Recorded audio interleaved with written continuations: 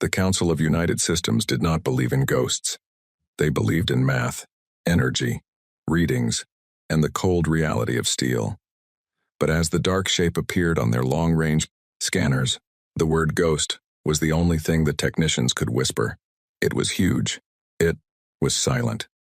It was a metal mountain drifting through the void of the neutral zone. The scanners could not identify the material. It was not the sleek chrome of the Alari ships or the jagged rock armor of the Korg. It was something older, something harder.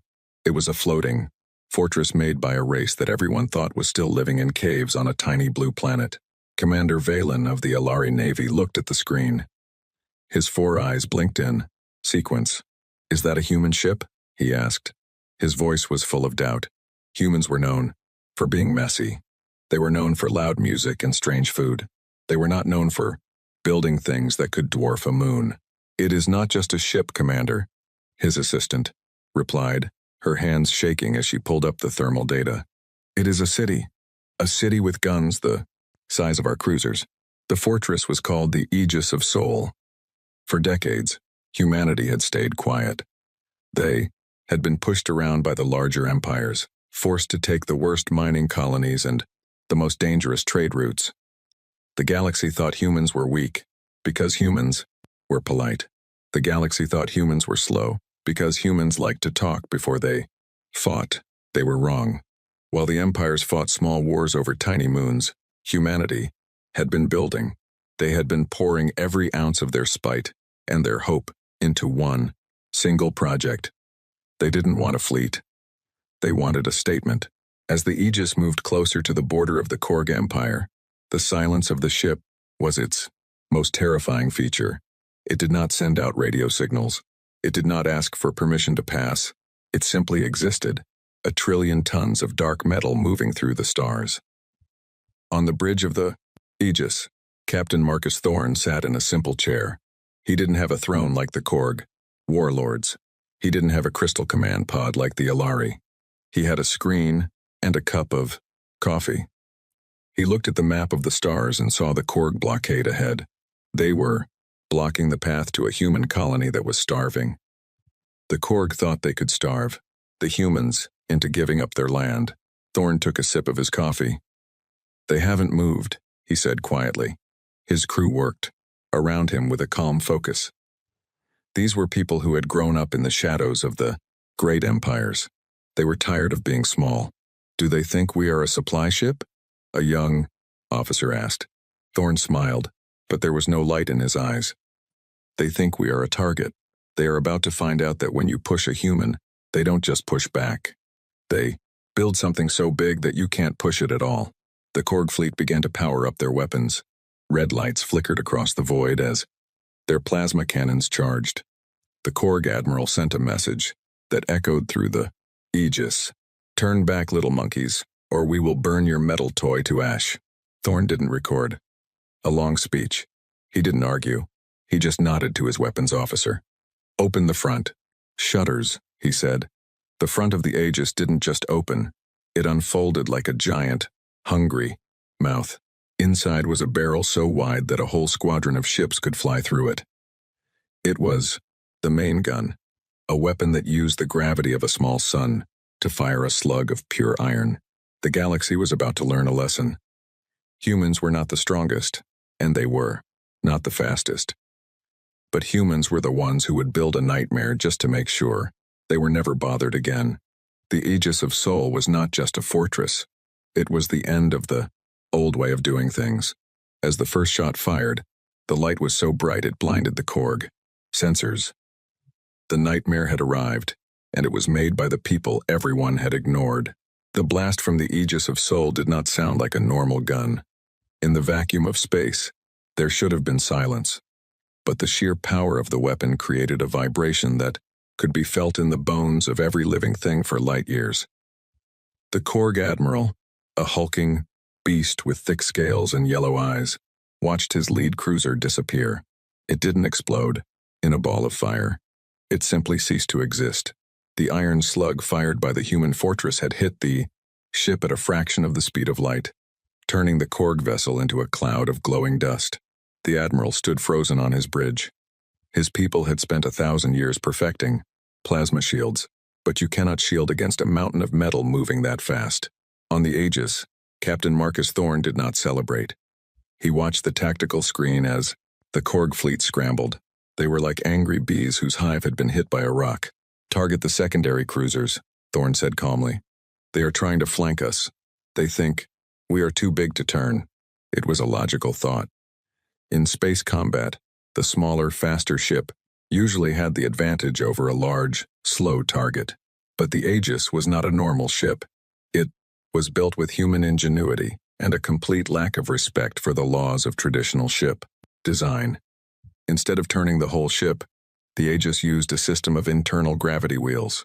The entire outer shell of the fortress rotated, bringing a new set of weapon batteries to face the enemy in seconds. The Korg ships fired back. Thousands of red plasma bolts rained down on the Aegis. The crew inside felt the hum of the kinetic barriers. Unlike the energy shields used by other races, the humans used sand shields, clouds of ionized dust held in a magnetic field. When the plasma hit the dust, the energy was absorbed and scattered. To the Korg, it looked like their weapons were simply disappearing into a gray fog. "Their weapons are useless." The young officer, Sarah, shouted. She was a technician who had helped build the engine core. "They are hitting us with everything they have, and the hull temperature hasn't even gone up by 1 degree. As the battle continued, the sheer size of the Aegis became its greatest weapon. It wasn't just firing guns. It was pulling the enemy ships toward it. The gravity generated by the massive station was so strong that the smaller Korg fighters found themselves struggling to fly away. It was like trying to swim away from a whirlpool. The fortress was literally a man-made planet, and it was claiming the Korg fleet as its new moons. Thorne watched as several Korg ships collided with each other, unable to fight the gravitational pull. "This is not a fight," Thorne whispered. "This is an intervention." The Korg admiral finally realized his mistake. He sent a frantic signal to the rest of the Korg galaxy. "Help us. The humans have built a monster. It is not a ship, it is a death machine." But the Alari and the other empires did not move. They watched from their long-range sensors, paralyzed by what they saw. They had spent years laughing at humans for their love of old technology like internal combustion and solid projectiles. Now, they saw that a simple iron ball, when fired by a massive enough engine, was more terrifying than any laser. The humans had taken the most basic concepts of physics and turned them into a nightmare. Inside the fortress, the life was almost normal. While a war was happening outside, thousands of families lived in the inner rings. There were parks with real grass, schools, and hospitals. The Aegis was designed to be a permanent home for the human race, if Earth ever fell. This was why the crew fought so hard. They weren't just soldiers, they were protectors of their children. A young boy in the residential sector looked up through a reinforced window. He saw the flashes of light from the battle, but he wasn't afraid. He knew his father was at the controls. He knew the metal walls around him were thicker than any mountain on Earth. The Korg fleet began to retreat. They left behind the wreckage of their best ships. The blockade was broken. The path to the human colonies was clear. Thorne looked at the screen and saw the tiny colony ships waiting on the other side. They had been trapped for months, starving and hopeless. "Send the signal," Thorne ordered. "Tell them the way is open. Tell them the Aegis is here to stay." The message went out, not just to the colonies, but to every corner of the galaxy. It was a simple message, translated into every known language. Humanity is no longer asking for space. We are taking it. The Alari Council, watching from their distant crystal palace, finally spoke. "We must talk to these humans," their leader said, his voice trembling. "We must find out what they want before they bring that fortress to our borders." But the humans didn't want to talk anymore. They had spent a century talking.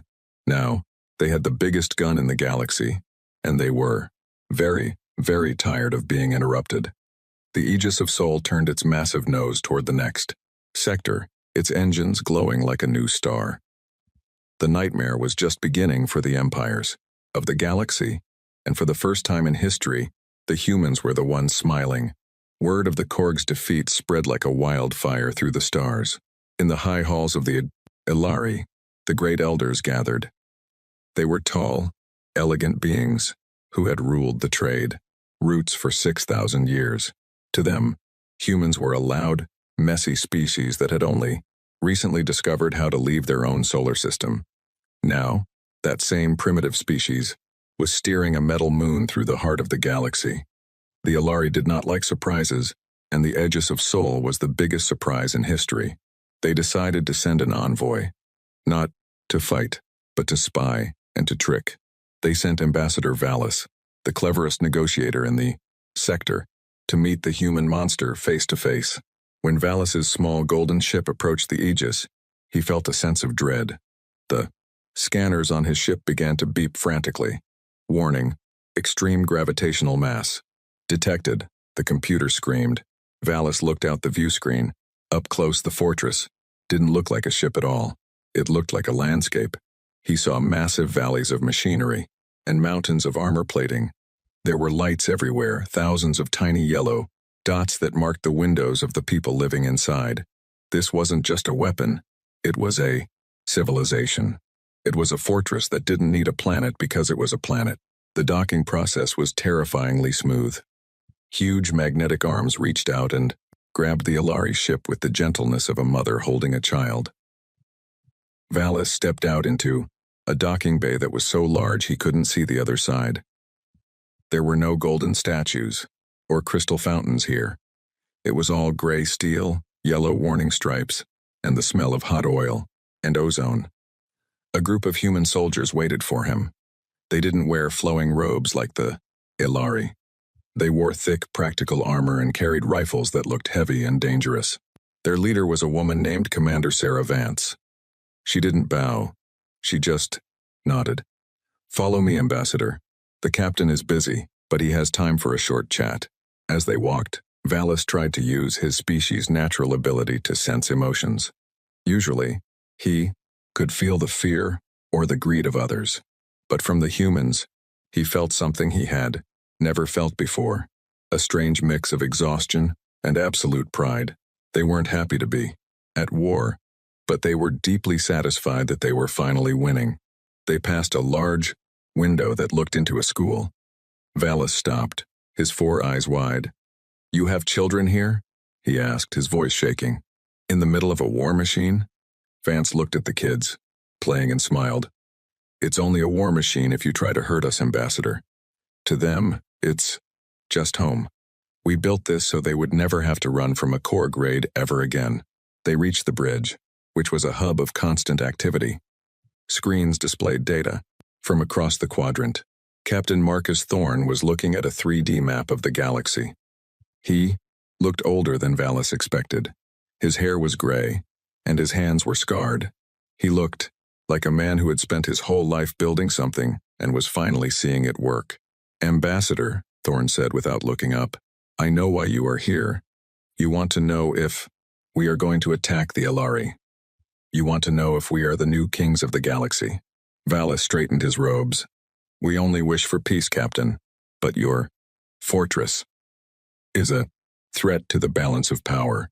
It is an illegal structure under the Galactic Accord." Thorne finally looked at him. His eyes were cold. "The Galactic Accord was written by people who wanted to keep humans small. It says we can only have 10 cruisers. Well, look around. Ambassador, this isn't a cruiser. This is a mobile habitat.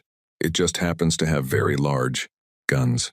If the Ilari want to talk about laws, they should start by explaining why they sat and watched while the Korg burned our outer colonies 5 years ago." The room went silent. Valis had no answer. It was true the Ilari had ignored the human suffering because they didn't want to lose their trade deals with the Korg. Thorne stepped closer.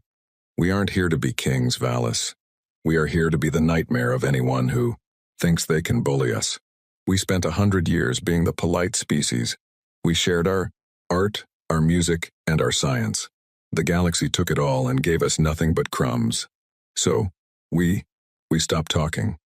We started digging. Every mine on every human moon for the last 50 years has been sending its ore to one place. This place. Valis felt a chill run down his spine. He realized that the humans hadn't just built a ship, they had built a grudge. The Aegis of Sol was the physical form of every human insult, every stolen colony, and every ignored plea for help. "What do you want?" Valis whispered. Thorn turned back to the map. "I want the Korg to leave the Orion sector. I want the trade routes open to everyone, not just your people. And I want the galaxy to understand one thing. The next time a human colony is attacked, we won't send a letter. We will send the Aegis. And we will park it right over your capital, until you remember how to say, sorry." The ambassador was escorted back to his ship. He had come to spy, but he left with a warning that would change the galaxy forever. As his ship pulled away, he looked back at the fortress. It was moving again, its massive engines pushing it toward the Korg homeworld. It was a slow, unstoppable force of nature. Valis realized that the age of the Ilari and the Korg was over. The humans hadn't just joined the game, they had broken the board. The galaxy's worst nightmare was finally awake, and it was hungry for justice. The Korg High Command was in a state of pure panic. Their home planet, Korg Prime, was a world of jagged mountains and deep industrial pits. They were a people who respected only strength. But the strength they were currently seeing on their long-range sensors was beyond their understanding. The Aegis of Sol was not jumping through hyperspace like a normal ship. Instead, it was folding space around itself, appearing and disappearing like a ghost that weighed 1 billion tons. Every time it reappeared, it was closer to the Korg. Heartland, the Korg warlord, a scarred veteran named Grak, pounded his fist on the war table. Summon the Iron Guard. Every ship, every station, every satellite. If this human mountain wants a fight, we will give them a sun's worth of fire. The Iron Guard was the pride of the Korg Empire. It consisted of 5,000 heavy destroyers, each one built for one purpose, to kill. They formed a wall of steel around Korg Prime. It was the largest fleet ever assembled in the history of the galaxy. Even the Ilari kept their distance, fearing that the collision between the Korg fleet and the human fortress would crack the very fabric of the sector. On the bridge of the Aegis, the atmosphere was different. There was no shouting, no pounding of fists. There was only the rhythmic clicking of keyboards and the steady hum of the massive core. Captain Thorne sat with his eyes closed, listening to the report from his scanners. "They've brought everything, Captain." "Sarah," Vance reported. "The entire Korg military is between us and their planet." Thorne opened his eyes. "They still think this is a battle of fleets," he said. "They think we are here to exchange shots with their destroyers. They don't understand that the Aegis is not a ship, it is a tectonic event." He looked at his chief engineer. "Is the anchor ready?" The engineer nodded. The anchor was a secret project that had taken 20 years to build. It was a device that could project a localized gravity field so intense it could mimic a black hole for a few seconds. It wasn't designed to destroy ships, it was designed to stop them from moving. All of them. At once, as the Aegis drifted into the middle of the Korg formation, the Iron Guard opened fire. Millions of plasma bolts, missiles, and railgun slugs hit the human fortress. The gray sand, shields glowed white under the pressure. The outer armor of the Aegis began to flake and melt in places, but the fortress did not stop. It kept moving forward, silent and grim. "They are hitting us hard, Captain," a young officer yelled. "Armor integrity at 80%. Thorne didn't flinch. "Hold the line. We need to be in the center of their web. Wait for my mark." The Korg warlord laughed as he watched the human ship take damage. "See? They are just flesh and bone like anyone else. Keep firing. Melt them into a slag heap." He ordered his ships to close in, to surround the Aegis so it had no way to turn or run. This was exactly what Thorne wanted. The 5,000 Korg ships moved in tight, their engines roaring. They were so close to the Aegis that they could see the individual rivets on its hull. They were ready for the kill. "Now," Thorne said. It was a whisper, but it carried the weight of a death sentence. The Aegis didn't fire its big gun. Instead, a series of rings around the center of the fortress began to spin. They spun so fast they became a blur of blue light. Suddenly, a wave of invisible force exploded outward. It wasn't an explosion of fire, but an explosion of weight. Every Korg ship was suddenly hit by a gravitational pull 1,000 times stronger than their engines could handle. Their hulls groaned, their wings snapped. The Korg sailors were pinned to their floors, unable to breathe. The entire Iron Guard fleet was frozen in place, stuck to the invisible anchor of the Aegis like flies on a spiderweb. Then, the Aegis began to move again. But it didn't just fly. It dragged the entire Korg fleet with it. 5,000 ships, the entire military might of an empire, were being towed behind the human fortress. The Aegis was using the Korg's own ships as a shield. It moved toward the Korg orbital shipyards, dragging the broken remains of the Iron Guard like a trail of garbage. The Korg defenses on the planet couldn't fire back because their own ships were in the way. It was a total, humiliating defeat. The humans hadn't even used their main cannon. They had simply taken the Korg's strength and turned it into a heavy chain. Inside the residential sector of the Aegis, the people watched the screens in silence. They saw the mighty Korg fleet reduced to a pile of scrap metal being pulled through the void. There was no cheering. There was only a deep, somber realization. They had become the thing that everyone feared. They were the monsters now. But as they looked at the pictures of their own destroyed colonies on the other screens, the guilt faded. They were not the aggressors. They were the ones who were finally finishing a war that the Korg had started a long time ago. Thorn watched the Korg homeworld grow larger in the view screen. "Open a channel to the planet," he ordered. "Tell Warlord Grak that I am coming down for a visit, and tell him he should probably find a chair. He's going to have a very long day." The Aegis of Sol arrived at Korg Prime not as a conqueror, but as a silent judge. The massive fortress sat in the upper atmosphere, its shadow covering the entire capital city of the Korg Empire. Below, the Korg people looked up in terror. They had spent their lives believing they were the hunters of the galaxy. Now, they were the prey. The sky was filled with the twisted metal of their own Iron Guard fleet, still held in the Aegis's gravitational grip. It was a graveyard in the sky. Captain Marcus Thorne stood in the teleporter room. He wasn't wearing a suit of gold or a crown. He was wearing his standard blue uniform, the same one he wore when he was cleaning the engine rooms 10 years ago. He appeared in the center of the Korg High Council chamber. The room was full of smoke and the smell of fear. Warlord Grak sat at the head of the table, his hand resting on a heavy blade. Around him, the other generals growled, their scales standing up in a defensive posture. "You dare come here alone?" Grak spat. "I could have my guards kill you before you can blink." Thorn didn't look afraid. He walked to the window and looked out at the massive shadow of his ship. "You could," Thorn said quietly, "but if my heart rate stops, the Aegis is programmed to drop every ship it is currently holding. 5,000 heavy cruisers would fall directly onto this city. You wouldn't just die, Grak. Your entire history would be erased by the impact." The warlord's hand moved away from his sword. The silence in the room was heavy. For the first time in his life, Grak understood what it felt like to be a human colony facing a Korg invasion. He felt small. "What do you want?" Grak asked, his voice cracking. "Gold? Territory? We will give you the Outer Rim planets. Just take your monster and leave." Thorn turned around, his expression hard. "We don't want your gold. We have plenty of our own resources, and we don't want your planets. We like our own just fine. What we want is the end of the Korg Empire as a military force. You have spent centuries taking from others. Now, you are going to learn how to give back."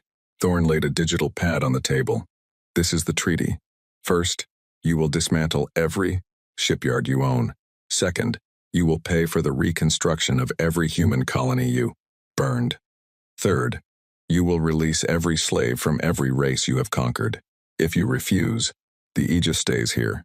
It won't fire a single shot. It will simply sit in your sky, blocking your sun, until your crops die and your cities go dark. We have enough food on that ship to live for 100 years. You have about 3 weeks. The Korg generals began to shout, but Grek silenced them with a wave of his hand. He looked at the man standing before him. He saw a species that had been pushed to the edge of extinction and had decided to push back. While the leaders argued, the people of the Aegis were watching. On the giant screens in the fortress's public squares, they saw their captain standing tall against the monsters of their childhood. A young girl held her mother's hand. "Is the war over, Mommy?" she asked. The mother looked at the screen, her eyes tearing up. "Yes, honey. The war is over.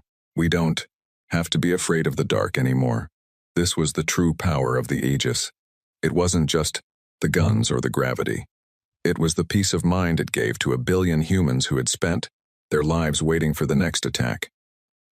The fortress was a shield for their souls as much as it was a shield for their bodies. Back in the council chamber, Grek picked up a pen. It was a small, fragile thing in his massive claws. He signed the paper. With that single act, the Korg Empire, the terror of the quadrant, was finished.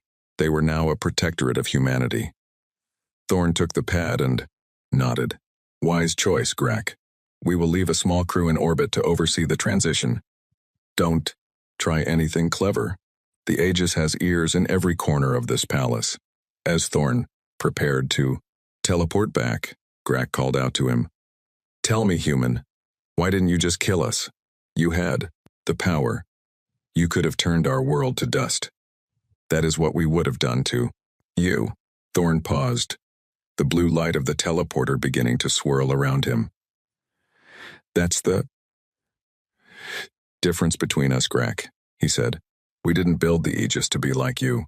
We built it so we wouldn't have to be like you. We don't want to be the galaxy's nightmare.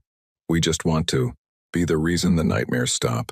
With a flash of light, he was gone. The Korg leaders were left in the dark of their own chamber, the shadow of the human fortress still looming over them. The age of conquest was over. The age of humanity had begun, and it was a world where the biggest, scariest thing in the sky was the one keeping everyone safe. As the Aegis of Sol slowly moved away from Korg Prime, it didn't head back to Earth. It headed toward the Alari border. There were other empires that needed to be reminded of the new rules.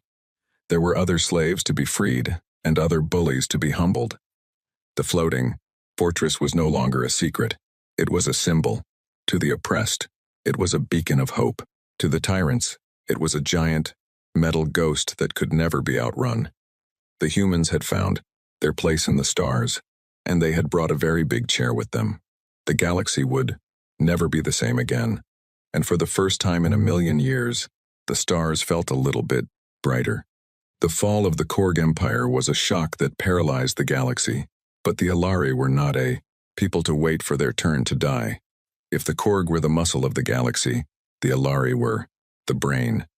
They lived on high-tech worlds, where every building was a work of art, and every citizen was connected to a vast, shimmering neural network.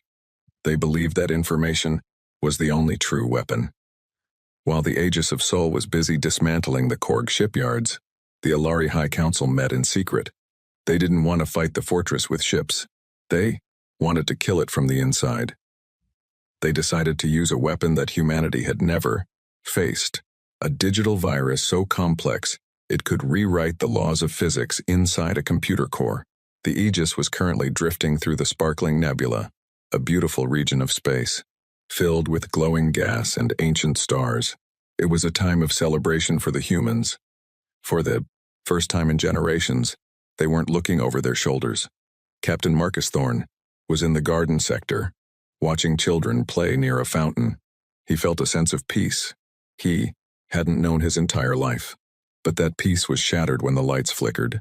It wasn't a normal power surge. The blue lights of the station turned a sickly, pale green. The hum of the gravity core changed from a deep roar to a high-pitched whine. Thorn tapped his communicator. "Sarah, report. What is happening to the power grid?"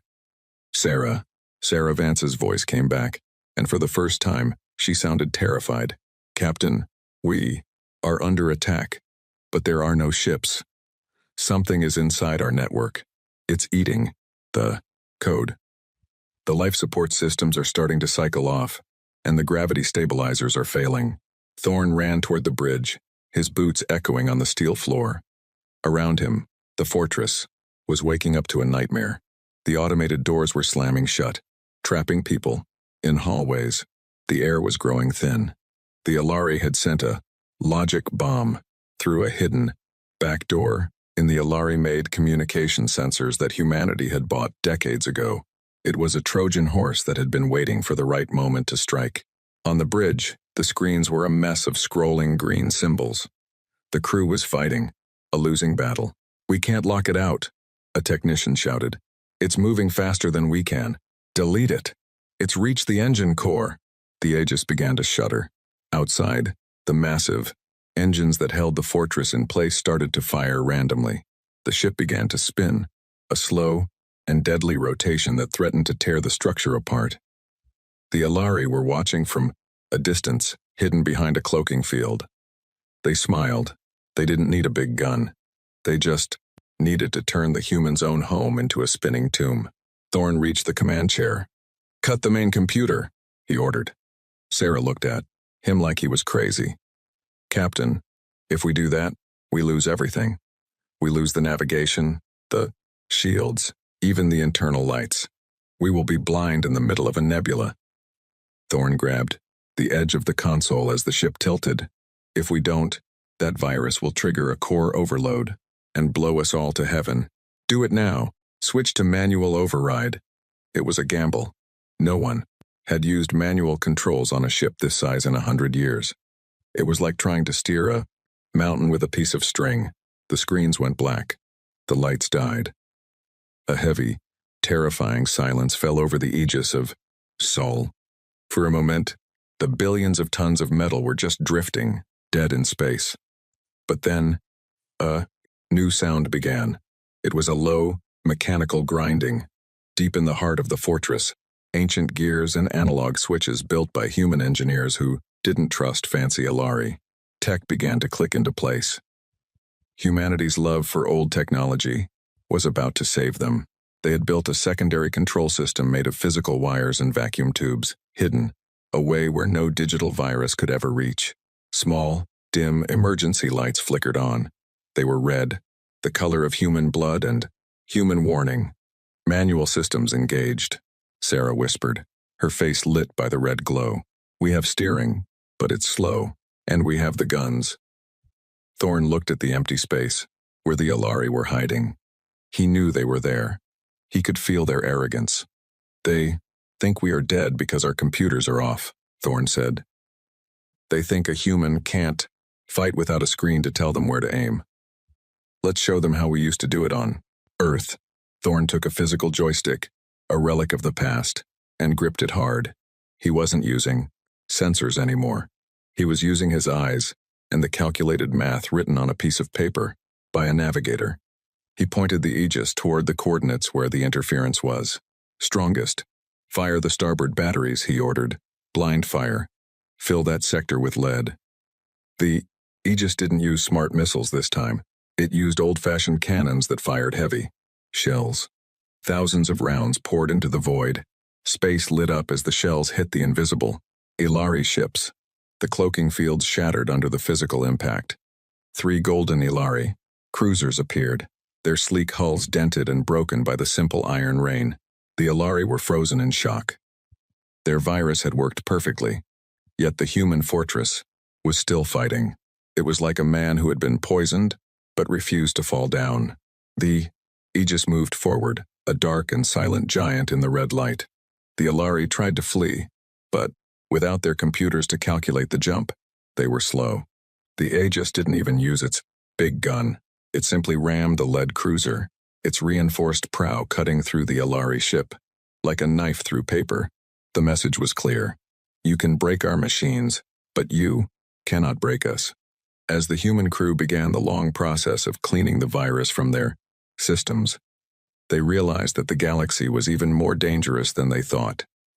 But they also knew that as long as they had their hands on the wheel, the Aegis would never stop. The failure of the Alari logic bomb sent a wave of terror through the remaining galactic powers. They realized that neither brute force nor clever code could stop the humans. But, while the empires trembled, a new threat was waking up in the deep dark of the Outer Rim. For millions of years, a race known as the Swarm had been sleeping in the void between galaxies. They were not a civilization of cities and laws, but a living wave of hunger. They didn't want to rule the stars. They wanted to consume the life energy of every sun. As the Aegis of Sol sat in the sparkling nebula repairing its systems, the first scouts of the Swarm arrived. They weren't ships made of metal, but giant, biological monsters the size of skyscrapers, with skin like obsidian and eyes that glowed with a cold, blue hunger. On the Aegis, the repairs were going well. The red emergency lights had been replaced by the steady white glow of the main power grid. But the mood was tense. Captain Thorne was in the observation deck, looking out at the nebula. He saw a flicker of movement, a shadow that didn't belong. "Sarah, are you seeing this?" he asked over the radio. Sarah Vance, back at her sensor station, was silent for a long moment. "Captain, the long-range sensors are picking up a signature we've never seen. It's organic. And it's huge. It isn't just one ship. It's a wall. It's thousands of kilometers wide, and it's heading straight for the nebula." Thorne realized in an instant that the petty wars with the Korg and the Alari were nothing compared to this. This was a threat to every living thing. He didn't hesitate. Open a wide beam transmission, all frequencies, all languages. When the screen flickered to life, Thorne didn't just speak to the humans. He spoke to the Korg, the Alari, and the dozens of smaller races who had spent the last month hiding from him. "This is Captain Thorne of the Aegis of Sol. We have a problem. There is something coming from the void that doesn't care about our treaties or our borders. It is coming to eat everything. I am moving the Aegis to the edge of the nebula to hold the line. If you want your children to see the sun tomorrow, bring your commons, ships, and stand with us." The response was silence. Most of the empires were too afraid to move. But then, a familiar voice broke the static. "The Korg do not hide from a real fight," Warlord Grak growled. "Our shipyards are broken, but we have 500 destroyers left. We are coming, human." Soon after, the Alari Council followed. "Our logic may have failed against you, Thorne, but our shields are still the best in the galaxy. We will provide the cover, too." For the first time in history, the galaxy was coming together. They weren't doing it out of love for humanity. They were doing it because the Aegis of Sol was the only thing big enough to act as a shield for all of them. The swarm hit the nebula like a tidal wave.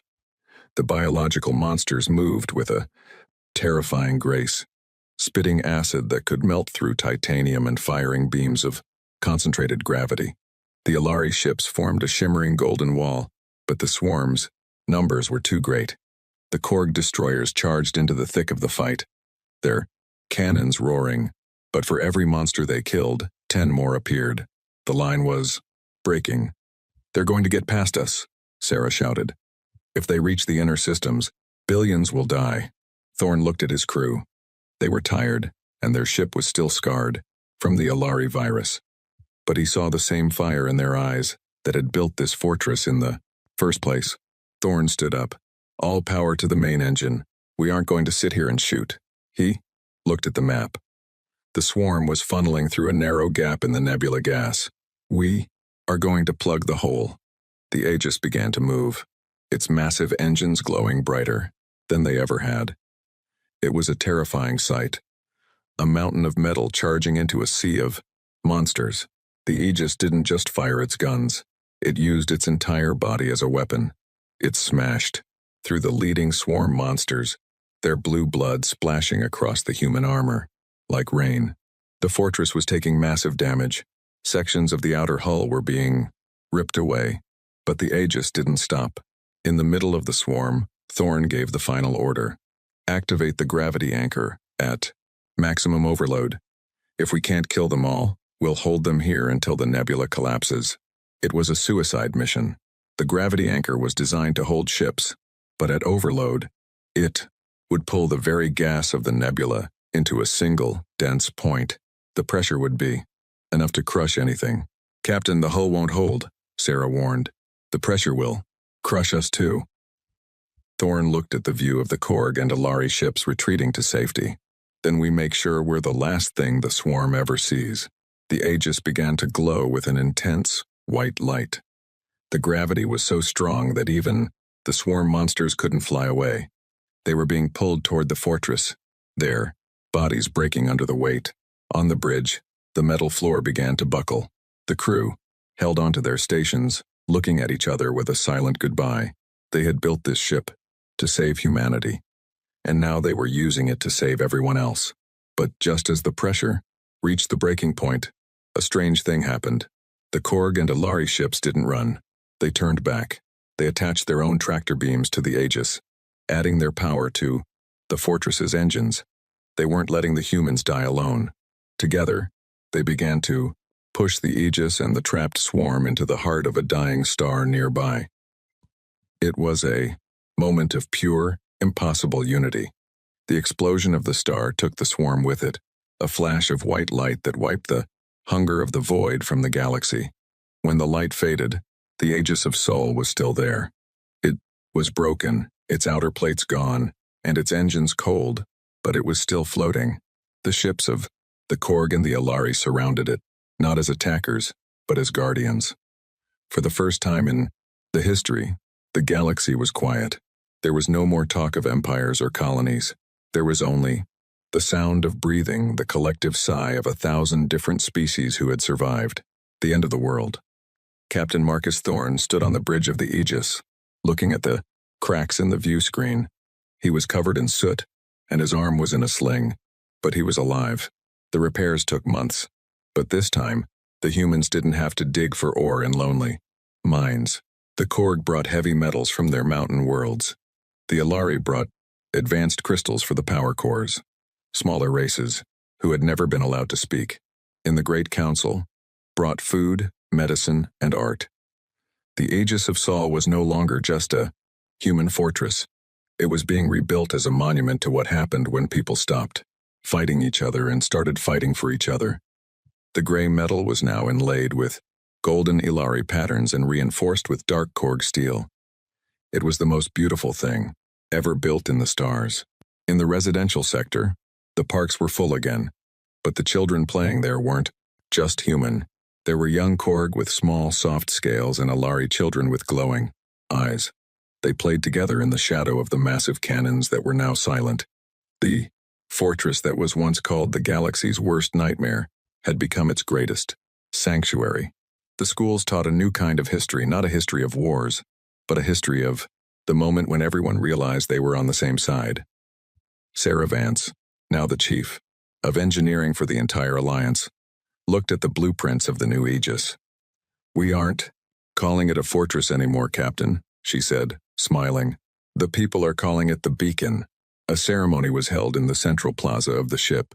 Leaders from every corner of the group galaxy stood on the stage. Warlord Grak looked older, his warrior pride replaced by a quiet respect. The Ilari elders spoke of a new era of logic, the logic of kindness. When it was Thorne's turn to speak, he didn't give a long speech about human greatness. He looked at the crowd of different faces and simply said, "We built this ship because we were afraid. We thought the only way to be safe was to be the scariest thing in the sky. We were wrong. We are safe because we finally looked at each other and realized that nobody wants to be alone." In the dark, the Aegis of Sol stayed in the sparkling nebula, but it was no longer a secret. It became the capital of the new galactic union. It was a place where any species could find a home, a hospital, or a friend. The massive main gun, the weapon that had once terrified the Korg, was dismantled. In its place, they built a giant telescope, looking out into the deep void. They weren't looking for enemies anymore. They were looking for more friends, more life, and more wonders to share. The fortress had served its purpose. It had protected humanity until Humanity was strong enough to protect everyone else. Years passed, and the story of the floating fortress became a legend. Travelers would come from thousands of light years away just to see the ship that had saved the stars. They would walk through the steel halls and hear the stories of Captain Thorne and the crew who refused to give up. The humans were no longer the little monkeys or the messy newcomers. They were the bridge builders. They were the ones who had shown the galaxy that a nightmare can be turned into a dream if you have enough courage to hold the line. As the suns of the nebula set behind the massive silhouette of the ship, a young human boy stood at the window, just like the boy from years ago. But he wasn't looking at a battle. He was looking at a fleet of trade ships, science vessels, and explorers leaving the docking bays. He saw the stars and didn't feel small at all. He felt like he belonged. The Aegis of Sol moved slowly through the glowing gas, a giant, peaceful island in a sea of light. The nightmare was gone, and in its place was a future that was bright, loud, and full of hope. Humanity had finally found their home, and they had made enough room for everyone. The galaxy had never heard of a floating fortress quite like this one. It was the worst nightmare for tyrants, but for everyone else, it was the best thing that had ever happened to the stars. And as the Aegis drifted into the horizon of the nebula, the message it sent out was no longer a warning, it was a welcome. This is the Aegis. The way is open. Come on in. Down